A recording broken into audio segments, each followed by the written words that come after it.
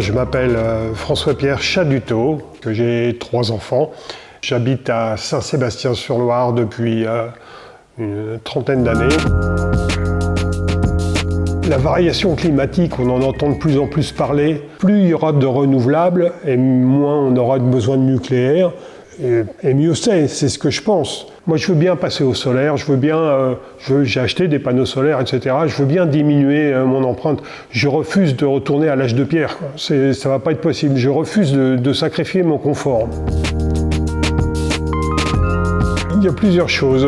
D'abord, je me dis que c'est pas la peine de saccager, c'est pas utile de saccager notre planète et que il est temps de prendre un petit peu conscience que il faut peut-être faire un petit peu mieux. La deuxième chose, c'est que quand je vois le prix de l'électricité qui augmente, il faut peut-être essayer de faire quelque chose pour diminuer un petit peu la facture. Autre chose maintenant, c'est que je me suis dit qu'il serait peut-être bien de se pencher sur une voiture électrique. Et donc, à partir de là, la suite logique, c'est de pouvoir la recharger par le soleil. Ça me paraissait une évidence. En cherchant sur Internet, j'ai cherché les fournisseurs possibles. J'ai écarté certaines sociétés qui me paraissaient plus folkloriques qu'autre chose. Et puis j'ai écarté les sociétés qui n'étaient pas proches de ma région. Je préférerais une société locale, au moins si ça ne se passe pas bien, ça va être facile d'aller les voir pour leur dire ma façon de penser, quoi. Très simple, rapide. Sans souci particulier. J'ai branché, ça a fonctionné tout de suite. Tout de suite, j'ai pu constater que j'avais la production, elle était là tout de suite. Pas la peine de faire appel à un professionnel. Alors, j'ai acheté des panneaux photovoltaïques chez Sonology. J'en ai acheté 4 que j'ai disposés sur mon toit terrasse et je les ai disposés, comme vous voyez, en arc de cercle, de telle sorte que la production photovoltaïque soit plutôt étalée tout au long de la journée. L'installation a été très très simple.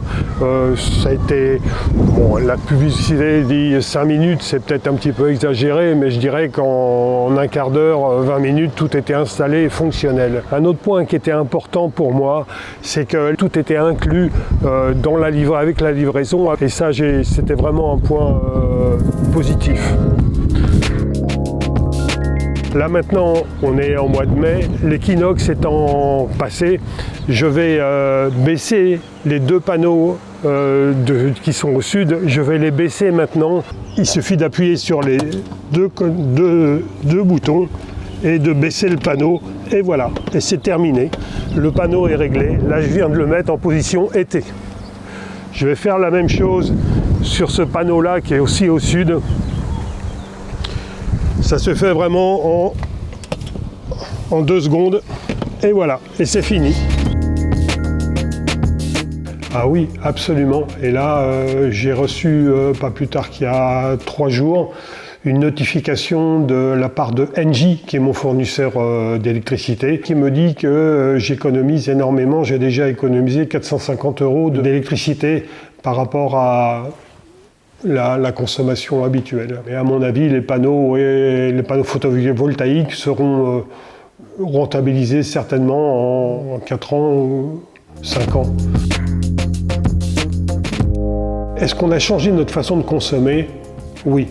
Clairement, on fait plus attention, d'autant plus que je me suis aussi équipé de l'EcoJoco, que vous connaissez certainement. Donc là, on voit en instantané la consommation ou la production d'électricité. On a décalé les grosses consommations, les consommations assez importantes, plutôt en journée. On essaie de consommer plus quand il fait beau, quand il y a du soleil, quand il y a de la lumière. Faudrait le dire comme ça plutôt. Alors qu'avant, on regardait absolument pas et on consommait à la demande quand on voulait, etc. Grâce à la domotique, la pompe de la piscine, maintenant je la mets en route seulement quand les panneaux solaires produisent plus de 1000 watts et elle s'arrête automatiquement si les panneaux donnent moins de 800 watts. Effectivement, il faut de toute façon regarder ce qui se passe, il faut bien voir la production. La consommation aussi, il faut bien qu'on puisse monitorer ça et qu'on puisse se rendre compte de ce qui se passe pour pouvoir corriger éventuellement telle ou telle façon de faire, hein, ou tel appareil, voilà, apporter des correctifs nécessaires. Alors là, clairement, oui, j'aimerais bien passer à 8 pour doubler ma production électrique. Par contre, le problème, c'est pour en faire quoi? Et moi, ce que j'aimerais bien, c'est avoir des batteries. Et des batteries qui me permettraient de stocker tout le surplus et que je pourrais consommer le soir ou la nuit ou quand j'en ai besoin, quoi. Ça, c'est vraiment un projet que j'ai. Je réfléchis à la question. Pour l'instant, je n'ai pas encore pris de décision, mais oui, vraisemblablement un doublement de la capacité de production, mais il faudra que je trouve un moyen de stocker l'énergie en même temps. Sinon, pour moi, avoir plus de production, ça n'a pas d'intérêt. Je vais en redonner la moitié, enfin les 3/4, je vais la redonner gratuitement à EDF. Discuter avec le voisin qui lui a fait installer des panneaux aussi par un professionnel. Alors les discussions avec eux, avec les gens qui ont des panneaux photovoltaïques, c'est évidemment ça tourne beaucoup autour de la production de chacun en fonction de la météo, en fonction de l'emplacement. Pour l'instant, je n'ai pas rencontré quelqu'un qui soit déçu du photovoltaïque. Le photovoltaïque, j'en suis persuadé, ça fonctionne. Mais finalement, il faut énormément d'espace pour produire un petit peu d'énergie. C'est un problème. Le problème aussi, c'est qu'on sait bien que le photovoltaïque, la nuit, ça ne produit pas quand même. Donc, ce n'est pas une énergie qui est régulière. L'hydrogène, on en entend beaucoup parler. Moi, j'y crois pas du tout. Je peux me tromper, évidemment, je ne suis pas devin. Il y a aussi l'énergie qui vient des rivières, etc. Là aussi, c'est très bien, mais le problème de l'énergie, de toute façon, pour le résoudre, la solution sera un mix de plusieurs méthodes pour produire de l'électricité. Ce ne sera pas une seule méthode. Ça ne sera pas possible, ça.